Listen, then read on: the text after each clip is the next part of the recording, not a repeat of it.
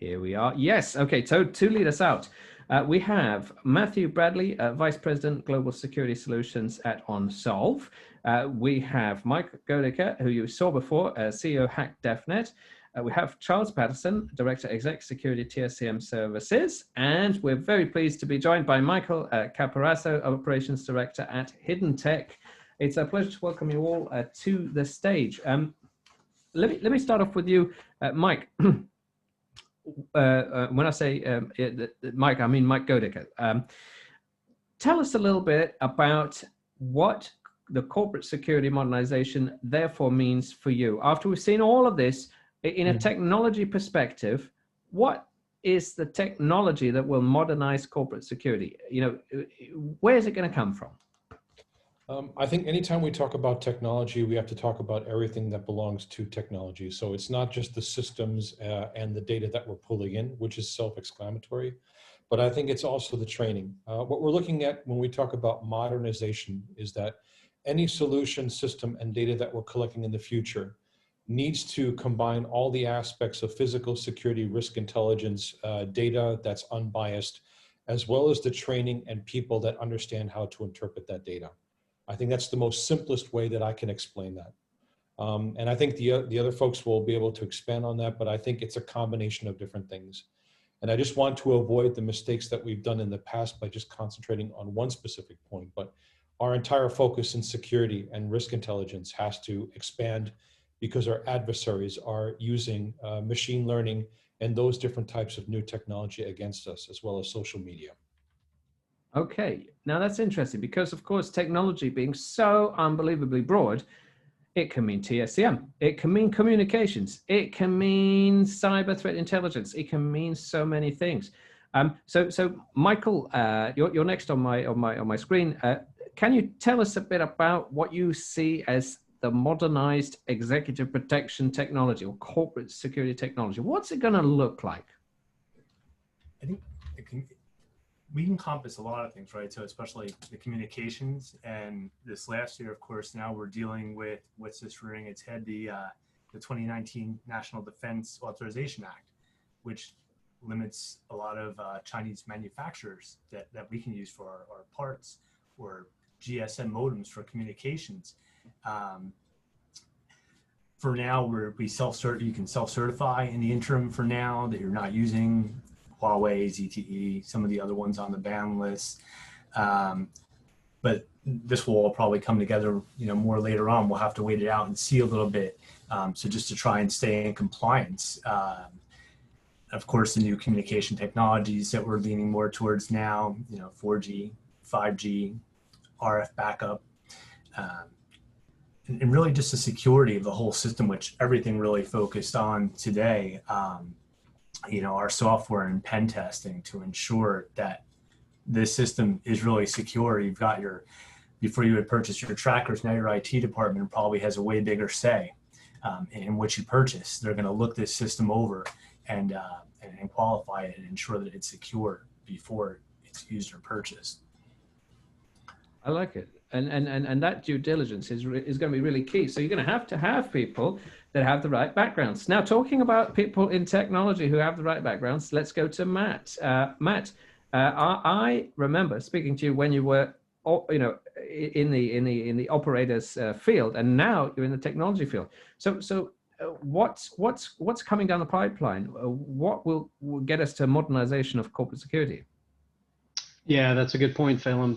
Thanks for having me on here. The last time we talked, I was at International SLS, where we were using technology tools with human analysts to produce risk intelligence. And now I'm at OnSolve, where we do risk intelligence with AI and machine learning. And I think that if we look at application of technology toward security, it really is about risk intelligence, right? If you talk about thousands of events happening every day, around the world, you have to identify those events and then confirm the threat to your assets. I call it determining if you're a spectator or a participant, right? If you have assets at risk, then obviously you're a participant and it requires you to act. So using AI to monitor tens of thousands of sources and then applying machine learning to verify and validate those incidents and link them up to your assets is how technology will apply in the future. And then, of course, once you've identified that threat, you have to be able to identify the impact and then respond with your critical communications. And so even those organizations that don't have a 24/7 GSOC still have to respond on a 24/7 basis. And using technology is how they'll be able to do that. Okay, well that's interesting, because that's up at the high level of the evolution of corporate security. Why don't we ask Charles? Charles, the world of TSCM it has become more interesting, hasn't it, with the question of cyber TSCM and things like that. Is that a real thing? Is that where the modernization is going in your field? Well, like what was kind of referred to in the last section, the last presentation as well, last panel, it's everybody has to collaborate and work together now, because there is no one thing that does one job. It's all interrelated. So there's a convergence and that requires a collaboration. No one can know all there is to know about any one topic. So, when I first got into the TSCM field, I was coming out of executive protection. There were certain things you learned, and if you learned them, they were good to keep you going for a few years. But now it's every week, every month, there's something new coming down the line. Same as with, like Kelly was mentioning, the online activists. Well, that opens up a whole new element to be concerned about when you're trying to protect your principal or your corporation. What I kind of feel is now there's a need to be aware of almost everything, yet your mind has to have a filter, has to be filtering information. So if you get certain types of information about certain technology, you have to really think, how does this apply? How does it fit? You can't disregard some new thing. Oh, look at this new doorbell I got. Oh, it's got a video on it. Okay, how does that fit in? Or the tracking devices. Well, what's going on in the vehicles? There's so many different areas. You kind of have to filter, and then you have to prioritize. So you start to have to recognize what's going on. It's a constant education, constant need for more understanding and knowledge. I like it. I'm not sure every EP agent on the ground is enjoying this. It must be quite tough. But what about TSCM as a world? Surely it's really quite exciting at the moment. Well, exciting, but the same thing applies in that there's so much new technology. There's a constant need to upgrade, and I'm constantly talking with other professionals in the TSCM field, and we're always finding out that someone has a new idea, someone has a different way of approaching some of the Wi-Fi concerns, someone has a different way of approaching some other radio signals or other vulnerabilities, whether it's in the construction of a facility. So you have to constantly be learning from each other. It's not enough to sit back and wait for information to come to you. You really have to go out and constantly look for it. All right. Well, let's then go back to Mike Goedecker. Gaining the visibility or intelligence into threats is only one part of the equation. How do large multinational enterprises quickly communicate and activate their response plans through technology? That's kind of where we're going with this. So we're looking at the convergence of different types of information into an intelligence stack that we call the integrated intelligence system. The integrated intelligence system is a way, shape, or form that we standardize information in non-standard formats, put that into a dashboard or a system that we can distribute to intelligence digesters. So what I mean by that is, without intelligence speak, we collect information about our environment that's unbiased. We turn that information into data. That data is then turned into intelligence that a digester can use throughout the entire organization. A lot of folks said it already before. I keep on going back to the one thing that our next firewall is critical thinking. And the reason for that is since we're bombarded with so much data and information, people are talking about AI, others are talking about machine learning, and then third parties are talking about some new marketing type of information collective that doesn't really add the value. And the thing is, since there's so many new technologies out there, we need to ask ourselves the question of how do we collect the data? How is that data valuable to us? And then how do we pass that data on quickly to the people that can use that for defense or to turn it into intelligence to interpret what's going to be happening before it happens, right? And again, that interconnection of different people talking in a common language that the business and technical sides both understand and sending that information to the digesters as quickly as possible. I like it. And in terms of the dashboard, which is obviously the sexy thing, it wants a single pane of glass, maybe, I don't know. Let's tie this into Michael Caporaso. I'll ask you this. Christopher Bryan from the audience asks, what should excite the client in deciding on the technological solutions for corporate security management? Because that could also include comms. It could include software-defined radio. I don't know. What do you think, Michael? I think too, it's talked about integrating into other products, just like with Mike's software, risk assessment software, and to see, I don't want to just see where is my tracker, but what's happening in that area with my tracker. Is there a protest or a riot in that area? Who on my team is in that area, and can I quickly identify them? Am I getting alerts automatically, or do I have to go and put this information together? So I think integrating these systems together. And even with Charles, who I've talked with Charles before, and where they do sweeps and my tracker can get in the way. Maybe we're tracking a friendly vehicle and he's doing the counter surveillance and my tracker's emitting all these signals. And so finding ways where we can, turn that off while he does his sweep, and having these features that, I guess, really finding the customer, the vendor like us who we talk to, the TSCM, we talk to the threat people, and we find ways to integrate with these things and make it work together to make it easier for them and your EP team, in the whole. Okay, I like that. And I like the interplay between tracking and TSCM. That's quite fun. What about you, Matt? How can you communicate this active threat response, especially in a large multinational? Because after all, isn't that what we're trying to get this tech to do?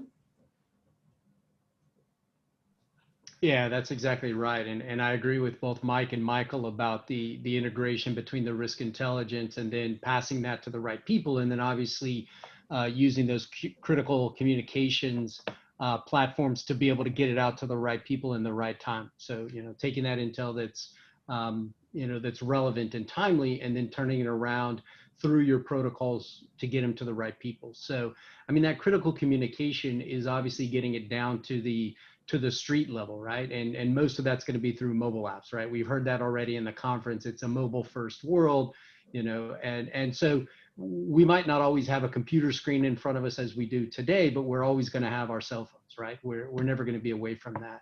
So we like the idea of being able to push it out in a timely manner. And we all, like the idea that we might be sitting in a crisis management team room together, but the truth is we won't. And so if we need to get our crisis management team on the phone, we need to be able to do it with a bridging system that puts everybody together at the same time. And the idea that we're gonna, dial in and press some codes and do all of that just slows us down, right? And speed is of the essence in any crisis.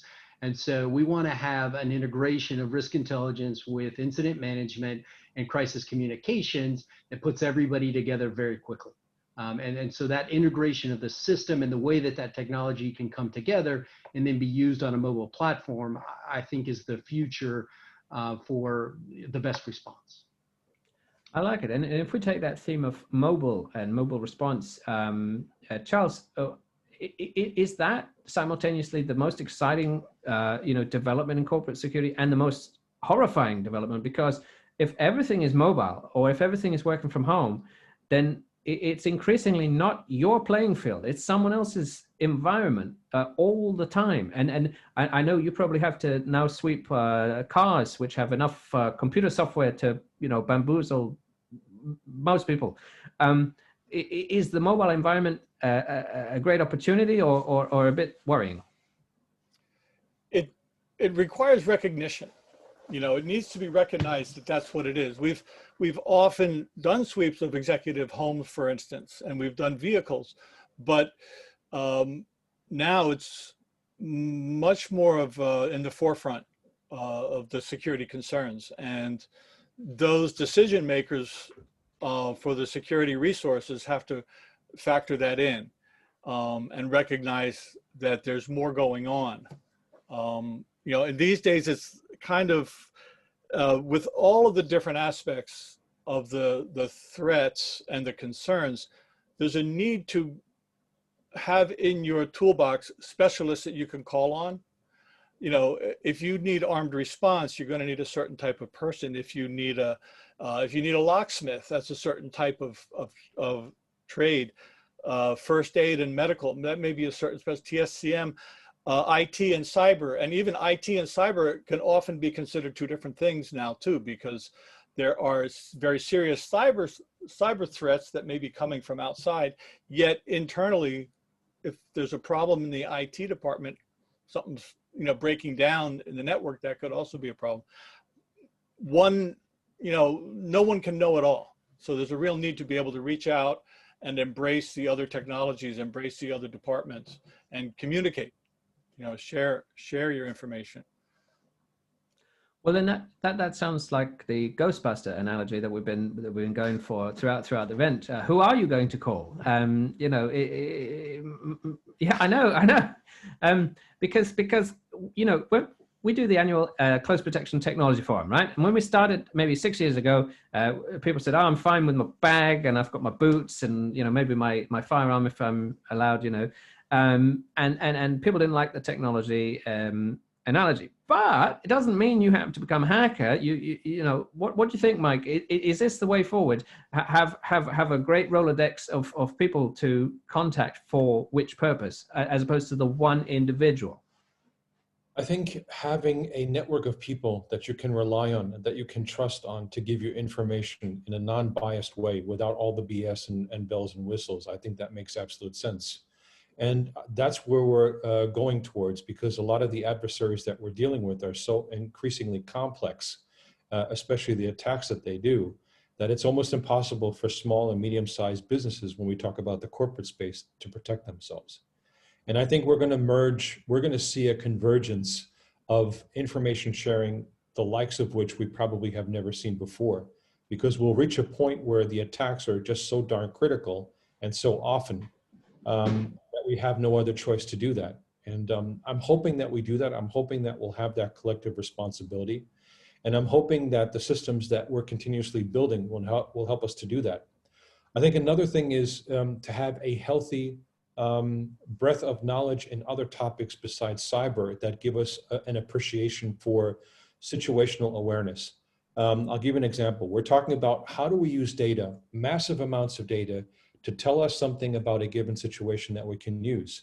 When I'm diving, when I'm doing deep dives, I need to depend on my equipment to give me the information that I need right then and there, so that I know how much gas I have left or how much air, what depth am I at, how do I plan my ascent, how fast can I go, etc. And the same thing is going to apply to the types of risks that we're facing in the future. We're going to need to have information that we can rely on, and we need to eliminate all of the BS that we've been doing in the past, sometimes more without us really knowing that. And we need to get to a spot where we can rely on the network of people that have the training that we can pull in, because we don't have it for specific things. And we need the information about where those people are so we can communicate with them and contact them. And more importantly, the observations that we all do. We're going to be moving away from the feeds that we're doing today. And some of the things that we're working on is creating that network where you have the mobile app. It's like it's steam gauge. So if one team's gathering information about a situation here, they can communicate in an encrypted network to another team that might profit from that information. I think that's where some of this is going to be going in the future. Wow. Okay, that's a big tour de force, and I think a great vision. What about you, Michael? Can you tell us? Maybe it could be tracking technology or other technology? You know, what's coming down the line? What should we expect to see? Again, I think just a lot more integration, a lot more with the communications, a lot of fallback technology like RF and other new things now, LoRa technology, RF open channels, as the the criminals, every year we have to build a better mousetrap, right? They keep up with us. There's lots of money in these organizations on the other side of things as well. So the communications, the security, the back end systems as well, like as these guys all know, in the cyber world, where I could have the best tracking device in the world, but if you can easily penetrate my system, this tracker's great. I know where you're at all day, but if the enemy, gets this info, if they get into the system, they know where you're at all day as well. I've just painted a bullseye on your back. So the system really needs to be secure. With us, what's kind of neat is we're kind of twofold. Besides the tracker of the third parties, we also have the GPS satellites as well, which are actually being modernized. On my office, I'm about 40 minutes from Cape Canaveral. So I head down there. I used to do some work there. So I head down for the launches. There's another one coming up this Tuesday, actually, where we're launching more modernized GPS satellites. So signals on the ground will be stronger than they were before. Less easy to manipulate, as you talked about earlier, with Mike had mentioned with spoofing, manipulating. If we can take control of a cruise ship and run it aground, if we spoof GPS and someone's not paying attention. So, with the Air Force modernizing the GPS up in the air, that helps tremendously as well. I like it, and hopefully it won't do more light pollution, because Elon Musk's ones have been coming overhead every now and again. Everyone gets excited. Watch this last one from right outside my office door the other week. Yeah, like a little pearl necklace or something. Anyway, what about you, Matt? I think you and I spoke before about automation being the thing. What can we expect? Yeah, Phelan, thanks. I feel like Mike Goedecker and I are kind of reading off the same script as we talk about, risk intelligence and how difficult it is to process so much information. And in one of the earlier panels, Dr. Priyadarshi and James Dawson were talking about the use of AI to manage these large data sets. And so I think that, one of the areas that's ripe for the use of AI and machine learning is certainly risk intelligence, right? Thousands of events happening every day. How do you identify the ones that are relevant to you? How do you determine the impact to your assets so you can take action quickly, right? And I think the key is AI and automation. I like to use a couple of examples. One is the recent grand jury, when the grand jury in Kentucky declined to indict the police officers in the death of Breonna Taylor. Protests broke out in the city of Louisville and then in other cities around the United States. So, you can use AI to quickly identify those protests, but we also want to make sure that information is valid and verified. And so you need to do that quickly through multiple sources, right? If you were thinking of doing that from a personal or a human standpoint, it would take much longer than using AI. And so we can put all of those together and then connect them. But let's take something even more mundane that we all deal with on a day-to-day basis, right? The thousands of alarm sensors that each organization has, and hundreds of those are going off in a day. And how do you respond effectively? Well, think about if the last 100 times an alarm went off, you responded in a certain way, right? Your operator just pushed the button and said, acknowledge that alarm. Why not automate that response, right? And then why not use machine learning to respond the same way to similar alarms, even if they haven't already gone off, okay? And so why not use AI to determine the importance of those mini alarms based on where they're at and who might be in those buildings? And so then you can create triggers to workflows for the highest priority alarms. It's a simple use of the technology, but the idea would be just to free up more time for your operators to spend time on higher value tasks, because you can't get away from here's the day-to-day, here's what we got to do every time, and then you get lost and you're then not able to add more value to the organization. So I think that's where we go. We try to automate some of these more mundane tasks with AI and machine learning, and then trigger it into our regular workflows and crisis communications so that we can spend more brain power on our higher priority tasks. Fantastic. Well, I'm getting a sense that the modernization of corporate security can be grouped into three main areas. I'm just throwing it out there. Three is a magic number, you know. Workflow management, threat intelligence, and automation, right? And some of the more cool James Bond Mission Impossible